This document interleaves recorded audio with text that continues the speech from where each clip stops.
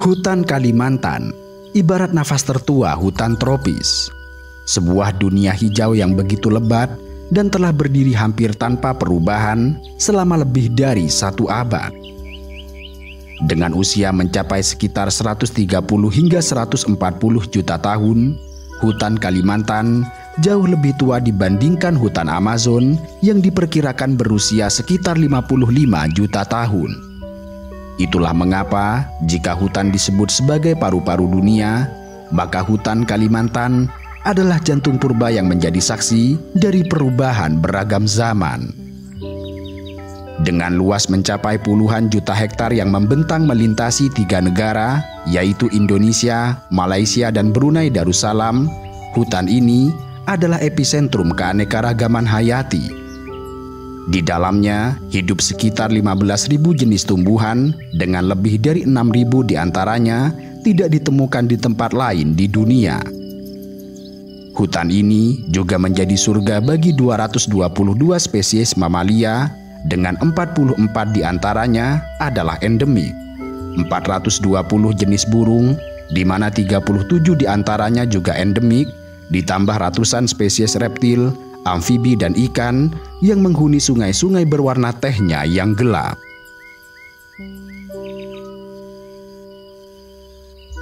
Memasuki hutan Kalimantan seperti memasuki sebuah bangunan tingkat dengan langit-langit yang berlapis.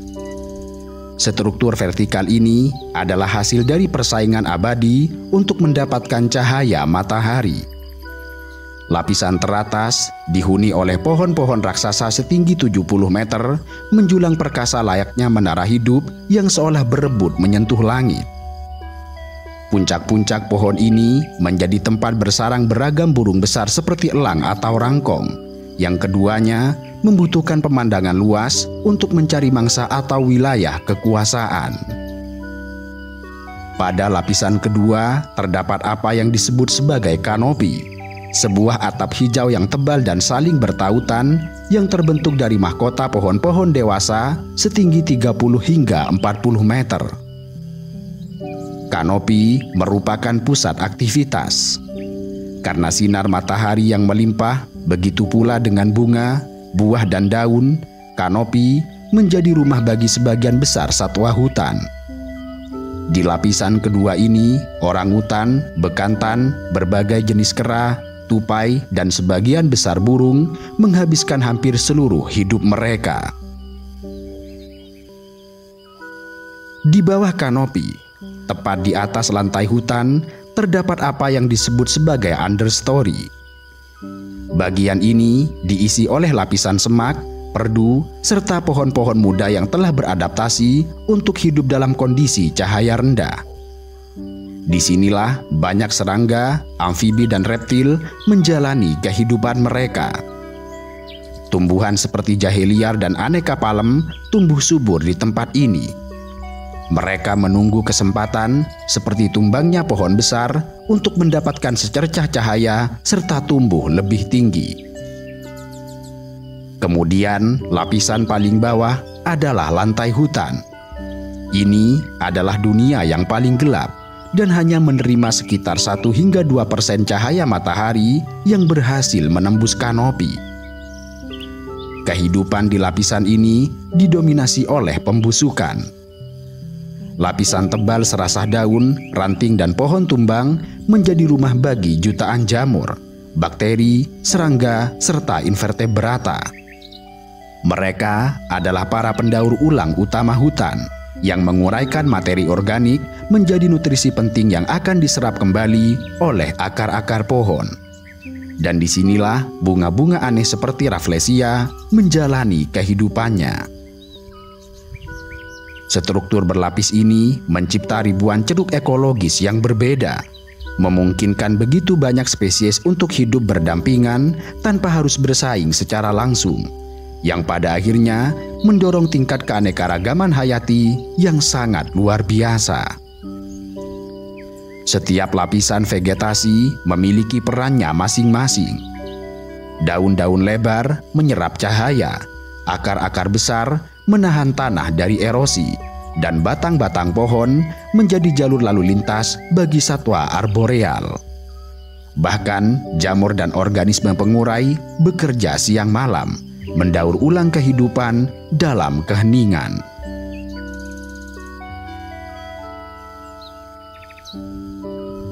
Di antara semua penghuni hutan Kalimantan, tidak ada yang lebih ikonik daripada orangutan, kera terbesar di Asia dan satu-satunya yang hidup di luar Afrika.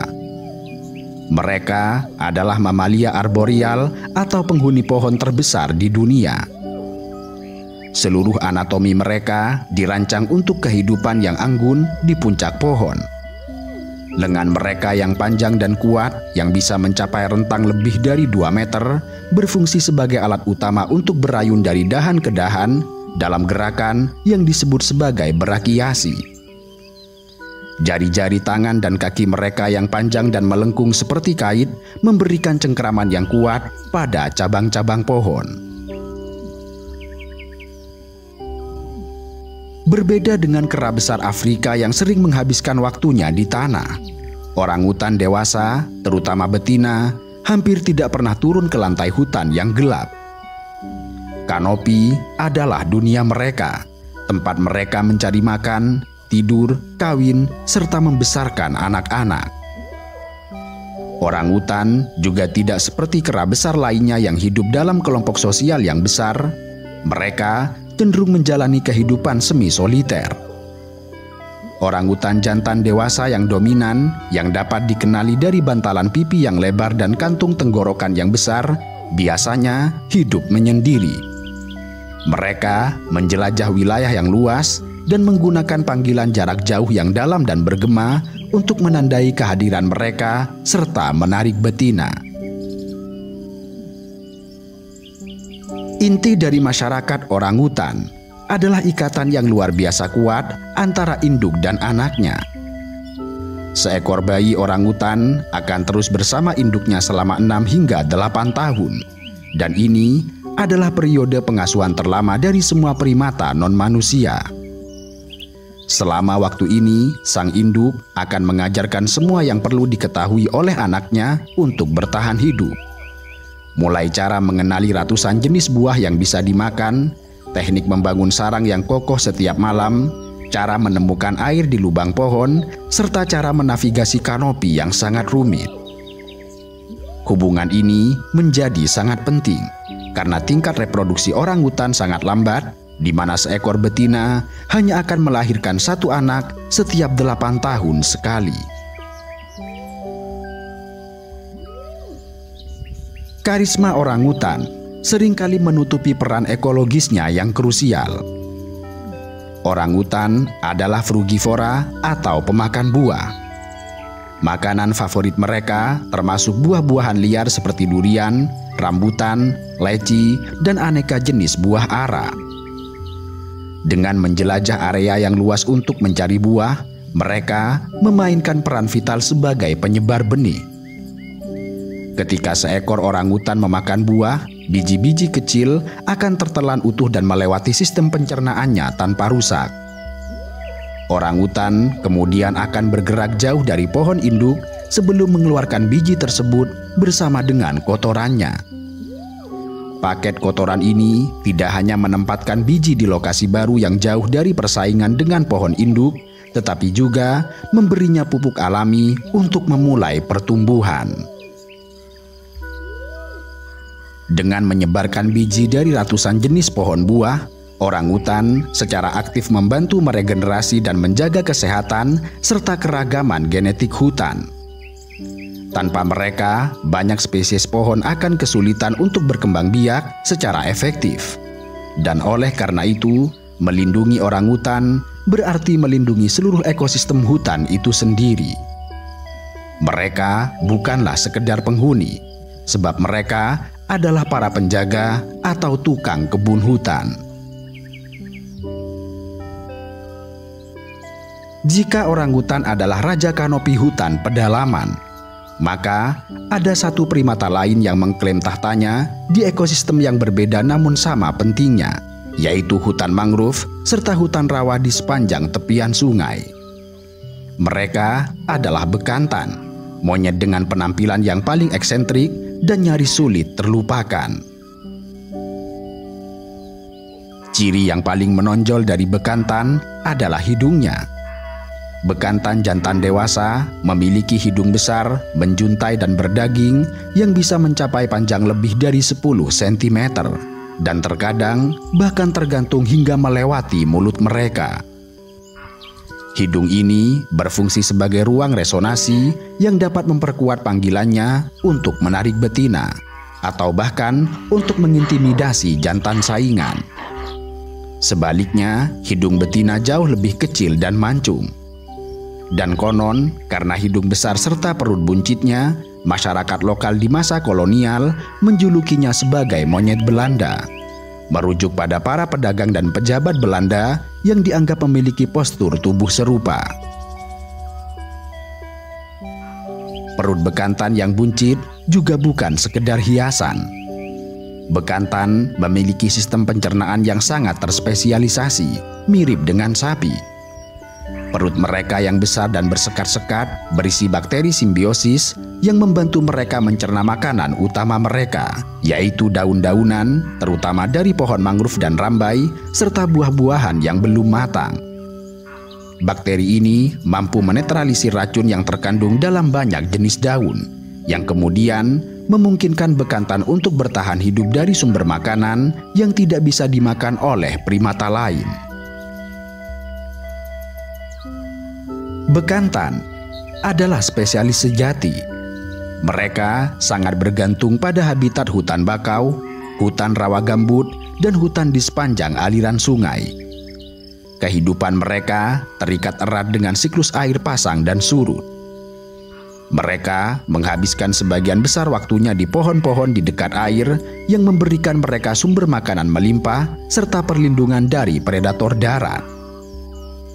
Bekantan juga perenang yang ulung, salah satu yang terbaik di antara semua primata. Kaki bekantan memiliki selaput parsial di antara jari-jarinya yang membantu mereka untuk mendayung. Kemampuan ini sangat penting untuk menyeberangi sungai saat mencari makanan atau melarikan diri dari bahaya. Hutan Kalimantan tidak hanya dihuni oleh para primata yang karismatik. Di atas kanopi dan di dalam bayang-bayang lantai hutan, ada penguasa lain yang memegang peranan penting dalam menjaga keseimbangan ekosistem. Mereka adalah rangkong gading yang dijuluki sebagai petani hutan. Julukan ini diberikan karena mereka memiliki peran yang sangat vital dalam penyebaran biji. Mereka adalah pemakan buah, terutama buah ara, yang merupakan sumber makanan kunci di hutan tropis. Rangkong memiliki daya jelajah yang sangat luas, mampu terbang puluhan kilometer dalam sehari. Suara kepakan sayap mereka terdengar seperti lokomotif uap yang mendekat, yang kemudian diikuti rangkaian pekikan keras yang tiba-tiba berakhir dengan suara seperti tawa histeris atau maniak.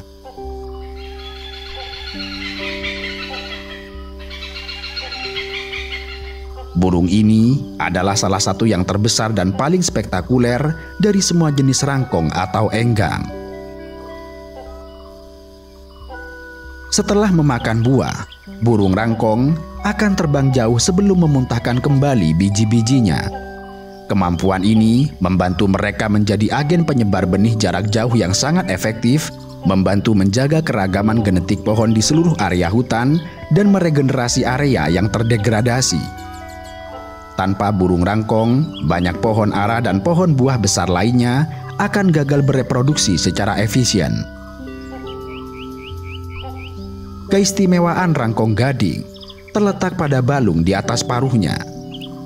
Tidak seperti rangkong lain yang balungnya berongga dan ringan, balung rangkong gading lebih padat dan terbuat dari keratin, mirip dengan gading gajah sehingga sering disebut sebagai gading merah. Balung ini digunakan oleh para jantan dalam pertarungan udara yang dramatis, di mana mereka akan saling menanduk di udara. Salah satu aspek paling menakjubkan dari kehidupan rangkong gading adalah siklus perkembangbiakannya. Pasangan rangkong gading bersifat monogami dan setia. Saat tiba waktunya bertelur, betina akan mencari lubang di pohon besar. Kemudian, dengan bantuan sang jantan, ia akan menutup pintu masuk lubang itu menggunakan campuran lumpur, kotoran dan sisa buah, menyisakan hanya celah sempit. Di dalam penjara aman ini, sang betina akan mengerami telurnya dan merawat anaknya, sementara ia mengalami proses rontok bulu total sehingga tidak bisa terbang. Itulah mengapa selama berbulan-bulan, ia dan anaknya sepenuhnya bergantung pada sang jantan, yang dengan setia akan membawakan makanan ke lubang tersebut setiap hari. Kisah ini adalah simbol utama dari ketergantungan serta kerjasama dalam dunia satwa.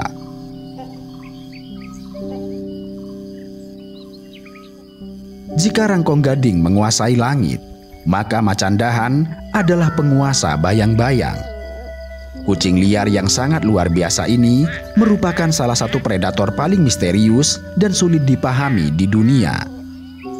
Dengan bulu berpola awan yang memberikannya kamuflase yang sempurna di antara dedaunan, mereka mampu bergerak tanpa terdeteksi di kanopi hutan. Mereka adalah pemanjat pohon terbaik di antara semua jenis kucing. Pergelangan kakinya yang sangat fleksibel dan dapat berputar ke belakang memungkinkan mereka untuk mencengkram dahan saat turun dari pohon dengan kepala lebih dulu. Ekornya yang sangat panjang memberikan keseimbangan yang luar biasa saat bergerak di dahan sempit. Namun, senjatanya yang paling mengerikan adalah gigi taringnya. Secara proporsional dengan ukuran tubuhnya, macan dahan memiliki gigi taring terpanjang dari semua kucing yang masih hidup, membuat mereka mendapat julukan sebagai sabertooth modern. Sebagai predator puncak di kanopi, macan dahan memainkan peran penting dalam mengendalikan populasi mangsanya. Makanan utama mereka termasuk primata seperti bekantan dan berbagai jenis monyet lain, seperti tupai, burung, dan bahkan rusa kecil. Dengan menjaga populasi mangsanya tetap seimbang, macan dahan secara tidak langsung membantu menjaga kesehatan vegetasi hutan, mencegah herbivora tertentu memakan habis tunas-tunas pohon muda. Kehadiran macan dahan membentuk perilaku mangsanya. Kelompok bekantan misalnya memilih pohon tidur di atas air bukan hanya untuk menghindari predator darat, tetapi juga sebagai strategi untuk mendeteksi atau lolos dari serangan macan dahan dari atas. Macan dahan adalah semacam kekuatan pendorong kewaspadaan serta ketangkasan primata arboreal. Namun, sifatnya yang sangat pemalu, nokturnal dan hidup di habitat yang lebat membuat mereka sulit untuk dipelajari. Banyak aspek kehidupan mereka, termasuk perilaku reproduksi dan sosialnya di alam liar, masih menjadi misteri. Ekosistem hutan Kalimantan tidak hanya dibentuk oleh hewan yang menyebar biji atau memburu mangsa, tetapi juga oleh kekuatan fisik yang membentuk lanskap dan kekuatan pasif yang menjadi fondasi kehidupan itu sendiri. Salah satu entitas yang mewakili kekuatan ini adalah sang raksasa lembut bernama gajah Kalimantan. Di hutan-hutan di bagian utara Kalimantan, hiduplah subspesies gajah Asia yang paling unik dan terkecil, yaitu gajah Kalimantan yang sering disebut sebagai gajah kerdil. Tes DNA telah mengonfirmasi bahwa mereka secara genetik berbeda dari gajah Asia lainnya dan kemungkinan terisolasi di pulau ini selama ribuan tahun. Dengan wajah yang lebih baby face, telinga yang lebih besar, dan ekor yang lebih panjang, mereka juga dikenal memiliki temperamen yang lebih lembut. Gajah Kalimantan dikenal sebagai insinyur ekosistem. Melalui aktivitas sehari-hari, Mereka secara aktif mengubah dan memelihara lingkungan fisik hutan yang memberikan manfaat bagi banyak spesies lain. Saat kawanan gajah bergerak menembus hutan lebat, mereka menciptakan jejak dan jalur. Jalur-jalur ini kemudian digunakan oleh hewan lain yang lebih kecil, dari rusa hingga babi hutan, sebagai koridor untuk bergerak. Dengan merobohkan vegetasi kecil dan memakan tunas-tunas, mereka menciptakan dan memelihara ruang terbuka atau celah di dalam hutan. Celah ini memungkinkan lebih banyak sinar matahari mencapai lantai hutan, mendorong pertumbuhan spesies tumbuhan pionir yang menjadi sumber makanan penting bagi banyak hewan lain.